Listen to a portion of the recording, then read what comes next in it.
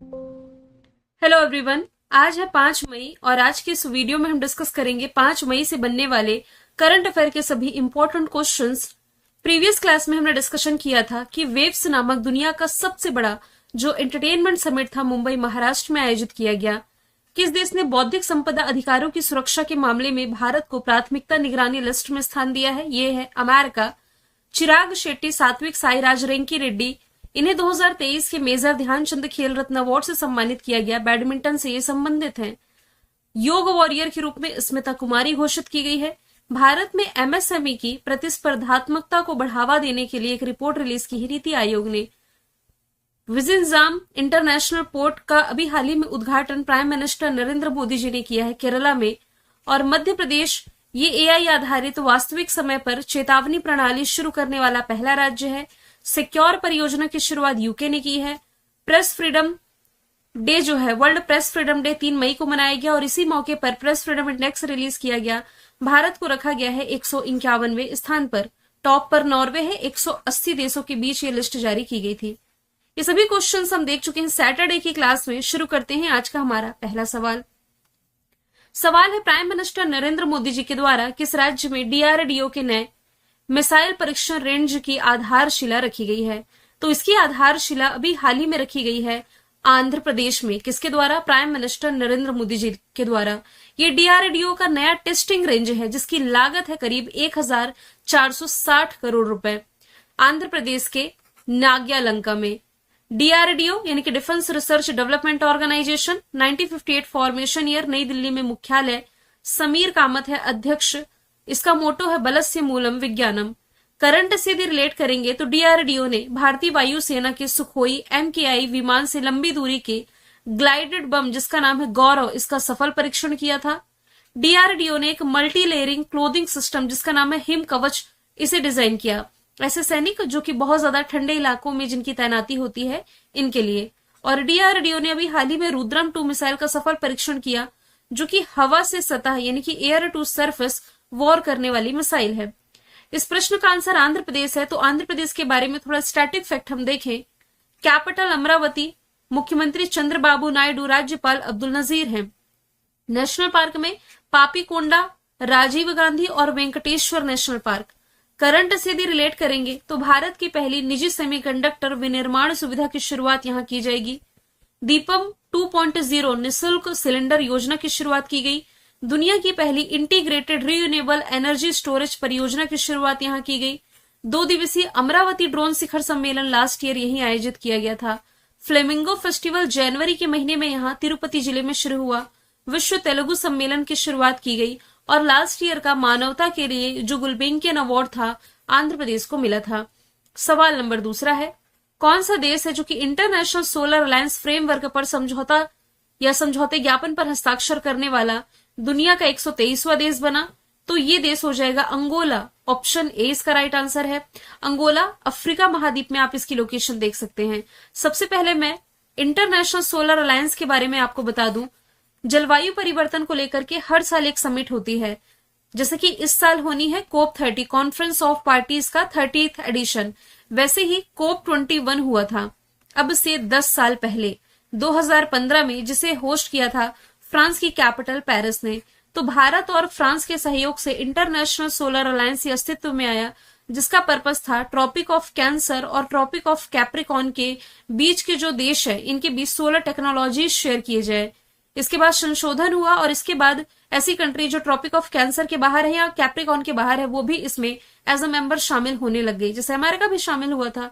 तो उसी तरीके से हम कह सकते हैं आईएसए फ्रेमवर्क पर समझौते पर हस्ताक्षर करने वाला दुनिया का 123वां देश बन गया है अंगोला। वेस्ट अफ्रीकी कंट्री आप देख सकते हैं, दक्षिणी पश्चिमी अफ्रीका में स्थित है। कैपिटल लुआंडा, करेंसी हो जाएगी क्वांजा।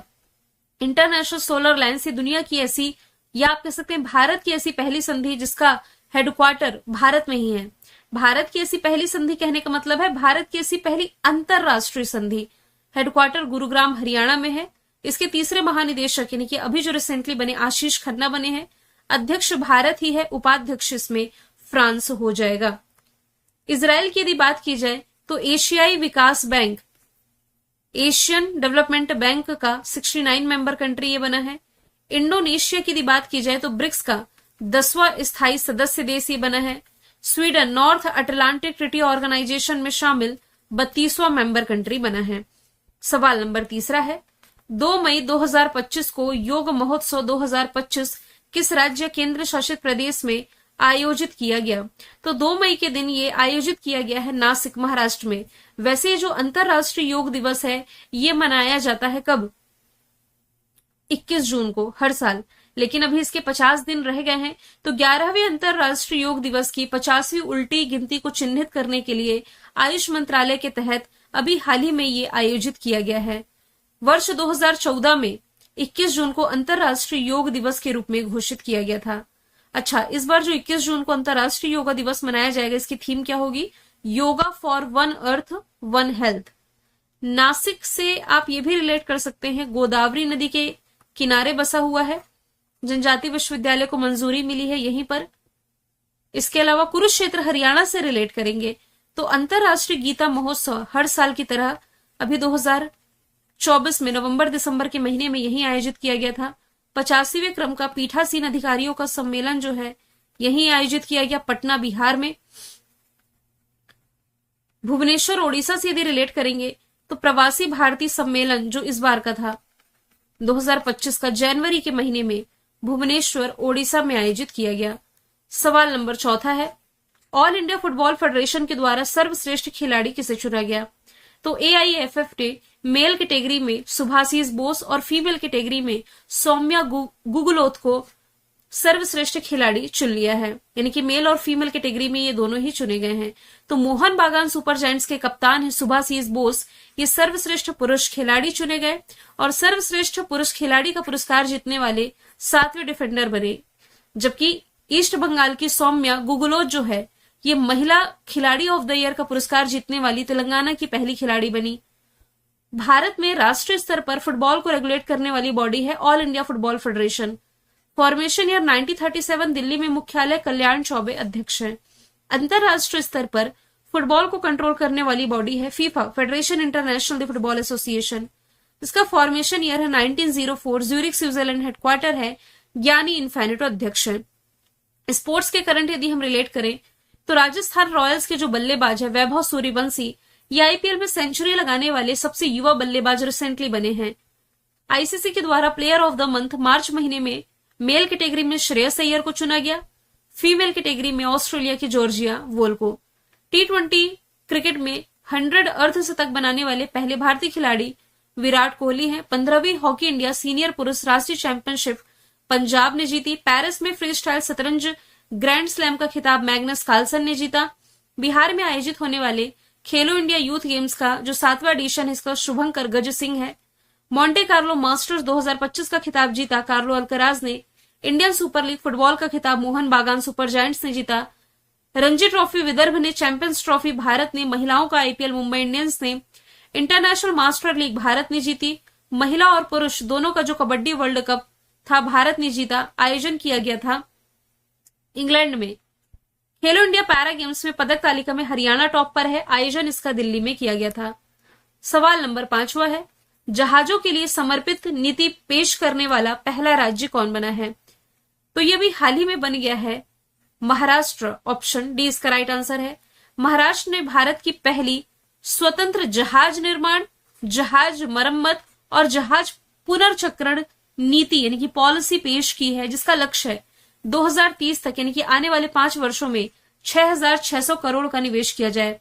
ये जो पॉलिसी है इसका उद्देश्य है राज्य को जहाज निर्माण का केंद्र बनाना यानी कि हब बनाना और इसके माध्यम से 2030 तक 40,000 नौकरियां पैदा करना है।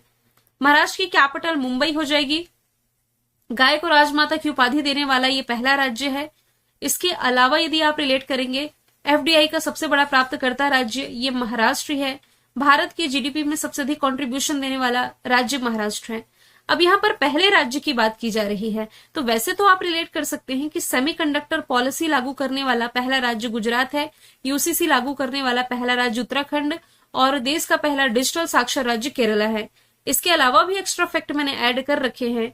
भारत की पहली एआई यूनिवर्सिटी महाराष्ट्र में, स्वयं का ओटीटी प्लेटफॉर्म लॉन्च करने वाला पहला राज्य केरला, पहली वाटर यूनिवर्सिटी उत्तर प्रदेश में, जैविक खेती लागू करने वाला पहला राज्य सिक्किम, मृत्यु का अधिकार लागू करने वाला पहला राज्य कर्नाटका, गौ अभ्यारण्य स्थापित करने वाला पहला राज्य मध्य प्रदेश, गाय को राजमाता की उपाधि देने वाला पहला राज्य महाराष्ट्र, विधानसभा में साइन लैंग्वेज यानी कि सांकेतिक भाषा लागू करने वाला पहला राज्य पंजाब, राज्य की विधानसभा में अनुवाद प्रणाली लागू करने वाला पहला राज्य उत्तर प्रदेश, ड्रोन पॉलिसी लागू करने वाला पहला राज्य हिमाचल प्रदेश, यूसीसी लागू करने वाला पहला राज्य उत्तराखंड, भारत का पहला पब्लिक प्राइवेट पार्टनरशिप मॉडल पर आधारित ग्रीन वेस्ट प्रोसेसिंग प्लांट स्थापित किया जाएगा इंदौर मध्य प्रदेश में, भारत की पहली उद्योग आधारित डिजिटल डिटॉक्स पहल बियॉन्ड स्क्रीन्स की शुरुआत कर्नाटका में की गई, अनुसूचित जाति के आरक्षण में वर्गीकरण लागू करने वाला पहला राज्य तेलंगाना, भारत का पहला पूर्ण डिजिटल साक्षर राज्य केरला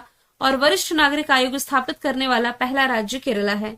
सवाल नंबर 6वां है, एंथनी एल्बनीज ये किस देश के प्रधानमंत्री का पद दूसरी बार संभालने जा रहे हैं? तो ऑस्ट्रेलिया के लगातार दूसरी बार प्राइम मिनिस्टर बन गए हैं Anthony Albanese. Prime minister Narendra Modi ने इनकी जीत पर शुभकामनाएं दी है। ऑस्ट्रेलिया की capital Canberra, currency dollar. Prime minister फिर से एंथनी एल्बनीज बने। ऑस्ट्रेलिया द्वीपीय महाद्वीप है। द्वीपीय महाद्वीप इसलिए क्योंकि ये चारों तरफ से पानी से घिरा हुआ है। इसे प्यासी भूमि का देश भी कहा जाता है। कोरल रीफ ना यानी कि प्रवाल भित्तियां, ये हम यहाँ पढ़ते हैं क्वींसलैंड वाले इलाके में। ऑस्ट्रेलिया के नीचे आप तस्मानिया देख पा रहे हैं, दोनों के बीच में बास जल संधि की लोकेशन हो जाएगी। करंट से यदि रिलेट करेंगे तो अभी हाल ही में आईवीएफ का इस्तेमाल करते हुए पहला कंगारू भ्रूण का सफल परीक्षण या सफलतापूर्वक इसे बनाया है ऑस्ट्रेलिया ने। दुनिया की सबसे खतरनाक मकड़ियों में से एक बिग बॉय की खोज ऑस्ट्रेलिया के न्यू कैसल में की गई। इसरो और ऑस्ट्रेलिया स्पेस एजेंसी के बीच अभी हाल ही में गगनयान के लिए समझौता हुआ है। भारत और ऑस्ट्रेलिया के बीच ऑस्ट्रो हिंद अभ्यास होता है। 16 वर्ष से कम उम्र के बच्चों के लिए सोशल मीडिया का प्रयोग इसने बैन किया। ऑस्ट्रेलिया की डेकन यूनिवर्सिटी और वोलोंगोंग यूनिवर्सिटी ने गुजरात की गिफ्ट सिटी में अपने कैंपस ओपन किए। पिच ब्लैक एक्सरसाइज का आयोजन यही किया गया। और ऑस्ट्रेलिया ने विदेशी छात्रों के लिए जो विद्यार्थी वीजा शुल्क था $710 से बढ़ाकर के $1600 किया। मैगन जो एक तूफान था, चर्चे में था, ऑस्ट्रेलिया के तटों से टकराया है। और मोनास यूनिवर्सिटी के शोधकर्ताओं ने दुनिया की पहली बायोनिक आंख डेवलप की है। राइट टू डिस्कनेक्ट कानून यही का है और दुनिया का सबसे बड़ा और 110 वर्ष पुराना मगरमच्छ की मृत्यु यही हुई है। यदि मैं बात करूं हालिया अपॉइंटेड प्राइम मिनिस्टर की, क्योंकि क्वेश्चन प्राइम मिनिस्टर का है, यूके के कीर स्टारमर, नीदरलैंड के डिक सूफ, बांग्लादेश के मोहम्मद यूनुस, भूटान के शेरिंग तोपके, पाकिस्तान के शाहबाज शरीफ, रशिया के मिखाइल मिशस्टिन, ऑस्ट्रेलिया के एंथनी एल्बनीज, इटली के जॉर्जिया मेलोनी, इजराइल के बेंजामिन नेतन्याहू, जापान के शिगेरू इसबा, नेपाल के केपी शर्मा ओली, फ्रांस के फ्रेंकोइस बायरू, श्रीलंका के हरनी मरसूरिया, मॉरिशस के नवीन राम गुलाम, थाईलैंड के पेतोंग तांशिनावात्रा, ट्यूनीशिया के कामिल महोरी, एस्टोनिया के क्रिस्टन मिशेल, चाड के अल्लामाए हलीना, भारत के नरेंद्र मोदी, बेल्जियम के बार्ट डी वेबर और कनाडा के मार्क कार्नी। अगला सवाल है, किस देश के द्वारा महिला क्रिकेट में ट्रांसजेंडर महिलाओं के खेलने पर प्रतिबंध लगाया गया है? तो ये कंट्री है इंग्लैंड और वेल्स। अभी हाल ही में इंग्लैंड क्रिकेट बोर्ड ने एक बयान जारी किया है जिसमें इसने स्पष्ट किया है कि महिलाओं की कानूनी परिभाषा में ट्रांसजेंडर शामिल नहीं है। और जो इंग्लैंड क्रिकेट बोर्ड है, इसने बयान में यह भी कहा कि तत्काल प्रभाव से केवल वही खिलाड़ी महिला क्रिकेट और लड़कियों के क्रिकेट मैचों में खेलने के लिए योग्य होंगी जिनका जैविक लिंग महिला यानी कि पैदा ही लड़कियों के रूप में हुए, ट्रांसजेंडर इसमें अलाउ नहीं होंगे। ठीक है। न्यूजीलैंड की महिला टीम की यदि बात की जाए तो अभी हाल ही में जो T20 वर्ल्ड कप था महिलाओं का, जो यूएई ने होस्ट किया था, वो न्यूजीलैंड ने जीता था। लास्ट ईयर का जो महिलाओं का एशिया कप था, ये श्रीलंका ने जीता था भारत को हरा करके। सवाल नंबर 8वां है, हाल ही में भारत को अंतरराष्ट्रीय मुद्रा कोष के वर्ल्ड इकोनॉमिक आउटलुक रिपोर्ट जो अप्रैल में प्रकाशित किया गया, इसमें किस स्थान पर रखा गया? भारत इसमें रहा है 4थे स्थान पर। वर्ल्ड इकोनॉमिक आउटलुक रिपोर्ट ये आईएमएफ रिलीज करता है। इसमें दुनिया की सबसे बड़ी अर्थव्यवस्था के रूप में इसने अमेरिका को टॉप पर रखा, चाइना को दूसरे स्थान पर, जर्मनी तीसरे स्थान पर, भारत को इसमें 4थे स्थान पर रखा गया है। आईएमएफ का फॉर्मेशन ईयर है 1944, एक्टिव है 1945 से, वॉशिंगटन डीसी में मुख्यालय है, MD Kristina Georgieva, deputy MD Gita Gopinath है। 9वें नंबर का सवाल है, किस राज्य का लकुंडी स्मारक है यूनेस्को के अंतरिम सूची में शामिल किए जाने के लिए प्रस्तावित है? तो ये स्थित है कर्नाटका में। ऑप्शन ए इसका राइट आंसर है। कल्याण चालुक्य काल के कर्नाटक का जो लकुंडी स्मारक है, इसे यूनेस्को के विश्व धरोहर सूची में शामिल करने के लिए प्रस्ताव लाया गया है। प्रमुख संरचनाओं में काशी विश्वेश्वर, मणिकेश्वर मंदिर शामिल है, जिनमें मंदिर परिसरों के अभिन्न अंग के रूप में बावड़ियां भी देखने को मिलती हैं। तो यूनेस्को का फॉर्मेशन ईयर है 1945। पेरिस फ्रांस में हेडक्वार्टर ऑद्रे अजौले प्रमुख है। यूनेस्को में शामिल भारत के 43 स्थल है। 43वें नंबर का है असम का मोइदम्स। मध्य प्रदेश के भी कुछ स्थल शामिल है, जैसे कि खजुराहो हो गया, सांची का स्तूप हो गया और भीमबेटका हो गया। नेक्स्ट यदि हम चले, कर्नाटक के फैक्ट डिस्कस कर ले। कर्नाटक की राजधानी बैंगलोर, मुख्यमंत्री सिद्धारमैया, राज्यपाल थावरचंद गहलोत, अंसी कुद्रेमुख, नागरहोल, बन्नरघट्टा नेशनल पार्क है। कर्नाटक सरकार ने रामनगर जिले का नाम बैंगलोर दक्षिण किया। निजी नौकरियों में 50 से 75% कन्नड़ लोगों को शामिल करने का आदेश दिया। बैंगलोर में भारत की सबसे बड़ी तेंदुआ सफारी जनता के लिए खोली गई। सुत्तूर यात्रा फेस्टिवल। इसके अलावा लास्ट ईयर मई के महीने में भारत ने स्वदेशी हाई स्पीड फ्लाइंग वे का सफल परीक्षण कर्नाटक से किया था। नम्बा प्रतियोगिता, जो कि एक भैंस दौड़ प्रतियोगिता है, यही आयोजित की जाती है। दुनिया के सबसे भीड़ भाड़ वाले शहरों में बैंगलोर 6वें स्थान पर है, टॉप पर लंदन है। गरुड़ाक्षी ऑनलाइन FIR पहल की शुरुआत इसने की और गरिमा से मृत्यु का अधिकार राज्य में लागू करने वाला ये पहला राज्य बना है। सवाल 10वां है, Shillong Silchar high speed corridor किस नेशनल हाईवे पर बनाया जाएगा, किस राष्ट्रीय राजमार्ग पर बनाया जाएगा? ये तो मैंने आप लोगों को बताया था कि ये जो शिलोंग सिलचर प्रोजेक्ट है, ये असम और मेघालय के बीच में है। क्वेश्चन थोड़ा घुमा करके भी पूछा जा सकता है, इसलिए क्वेश्चन मैंने ऐड किया है। नेशनल हाईवे 6 इसका राइट आंसर हो जाएगा। प्राइम मिनिस्टर नरेंद्र मोदी की अध्यक्षता में आर्थिक मामलों की कैबिनेट समिति ने मेघालय और असम को जोड़ने वाली जो 4 लेन की greenfield high speed access control corridor है, इसके निर्माण को मंजूरी दी है।